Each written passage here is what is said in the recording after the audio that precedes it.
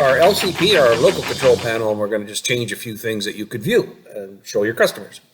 So on my other screen, I have yesterday's where we changed the maximum RPM to 70 hertz is what we did yesterday. And you can see that right there. The only thing I really forgot and left out was make sure you know whatever you're driving, the maximum RPM that component can be driven to.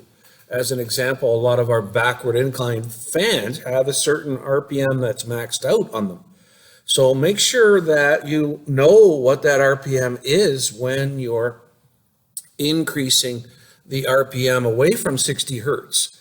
We had a fan in our shop once that had a maximum RPM of 3,500 RPM at backward incline. And it was a 3,500 RPM motor to pull. Had the same size driver as driven. So at 60 hertz, it was at its max. And that's why I got rid of the whole lab. It could have changed the pulleys and all that other kind of stuff, but I thought, well, we'll just go to a larger system and get away from that altogether. So, because you don't know what they will do when they get to the maximum or over the maximum RPM. So it's just some words of caution. Some motor manufacturers don't want you going over the base frequency of 60. Lisa at one time said 90 hertz was fine. So, but again, you'd have to derate the fan, right?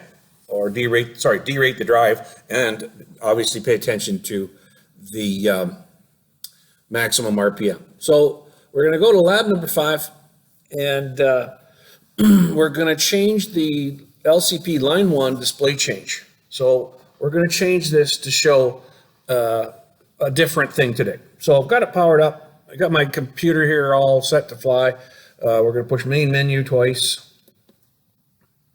And we're going to go to operation display. I'm sorry, I was just looking at the wrong thing here. So we want to change something about the display. So let's hit OK. We had it highlighted. And obviously, we want to go to LCP display. So we want to go down here to the local control panel, the display. We want to change something about it. Hit enter into there, and we're going to go to display line 1.13. 1, 1, 1, 2, 1, 3. And that display panel will show you whatever you want it to show. And you can do custom as well. You could say, Krusty Karl is the best in the world. So we're going to go in here, and I've got it highlighted as 1630 is what we want to go and show. So I'll get going here. Whoops, too far.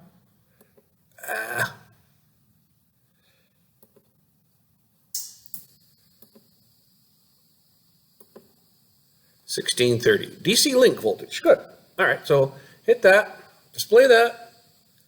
Get out of there, hit status, and now up here in this line, you can see that our DC bus voltage is what it's displaying. And it's showing 331 volts on the DC bus. So typically, if I don't have my calculator here, you were to take 208 volts times 41%, and that would give you what's available on the DC bus. Now, I don't know if this is going to work here because I'm plugged into my shop, actually, and it's 240 volts here in my shop, 1.414, and that gives you 294 volts. So, obviously, my potential here is somewhere around 240 volts. Single phase even. There's another thing about the drives. I don't know exactly what I've got here, but we'll just do 235 times 1.414. It gives us 332. So there you go. There's 332 volts. My voltage at the plugs here is 235 volts. And my display is changing. So again, we're in off. If we just hit and on, you can see that that DC bus voltage is not changing much. There's many things in there you could display for your customers. Kilowatts, voltage at the motor, anything you want to change. So there you go. That's a handy little thing to, it's basically, this drive is it's got everything in it. It's got everything that you could imagine built into it. It's a voltmeter, watt meter. It's got everything built into the drive. It's very smart. All right, we're going to hit off. It's going to coast down. And we're going to can this Krusty Karl out.